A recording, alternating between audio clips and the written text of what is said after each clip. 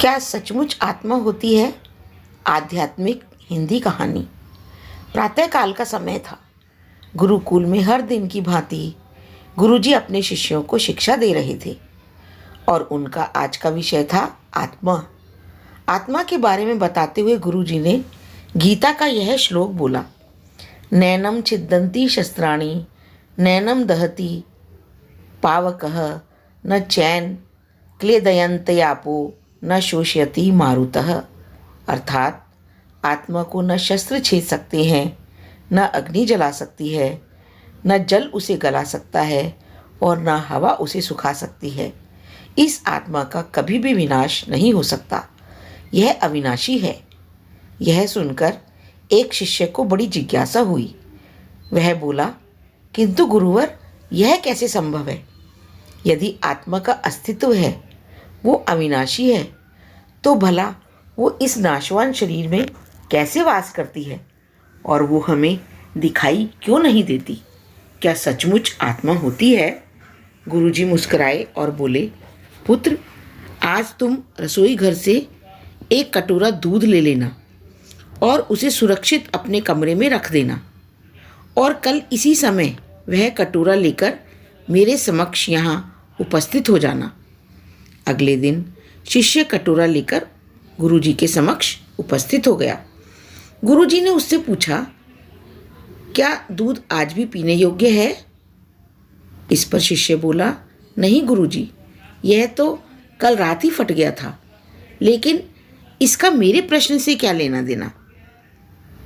इस पर गुरुजी शिष्य की बात काटते हुए बोले, आज तुम रसोई घर में जाना और एक कटोरा दही ले लेना और कल इसी समय दही का कटोरा लेकर मेरे समक्ष यहाँ उपस्थित हो जाना।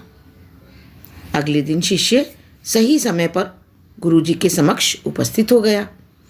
गुरुजी ने अपने शिष्य से पूछा, क्या दही आज भी उपभोग हेतु ठीक है? शिष्य बोला, जी हाँ गुरुजी, ये अभी भी ठीक है। अच्छा, ठीक है, कल तुम फिर इसे लेकर मेरे पास आना। गुरुजी ने अपने शिष्य को आदेश दिया।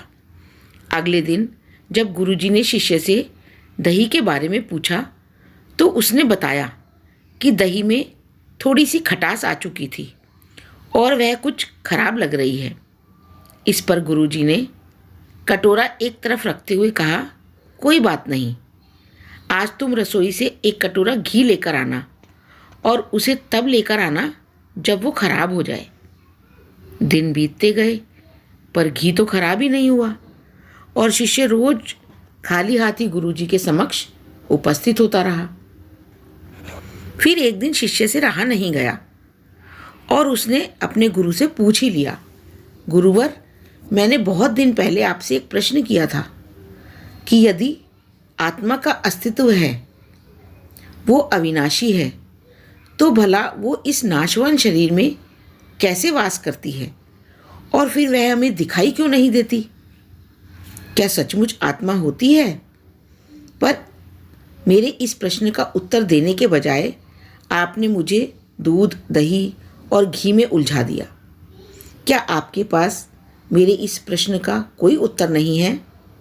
इस बार गुरुजी गंभीर होते हुए बोले, वत्स, मैं ये सब तुम्हारे प्रश्न का उत्तर देने के लिए ही तो कर रहा था।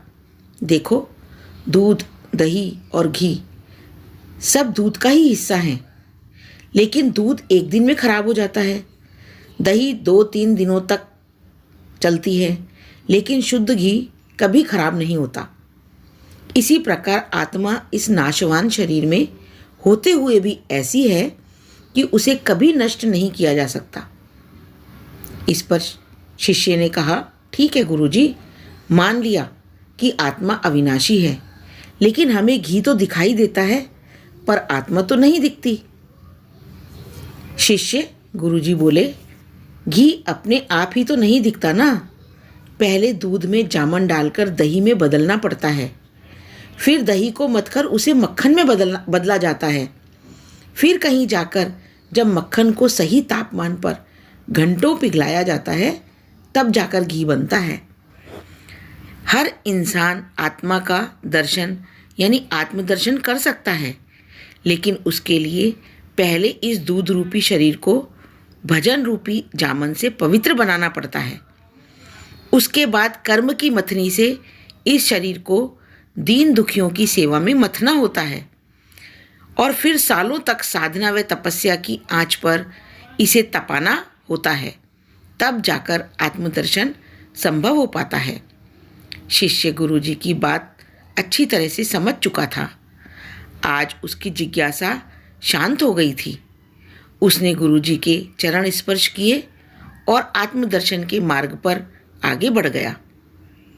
दोस्तों, यदि यह कहानी आपको अच्छी लगी तो इसे लाइक, सब्सक्राइब और शेयर ज़रूर करें। धन्यवाद।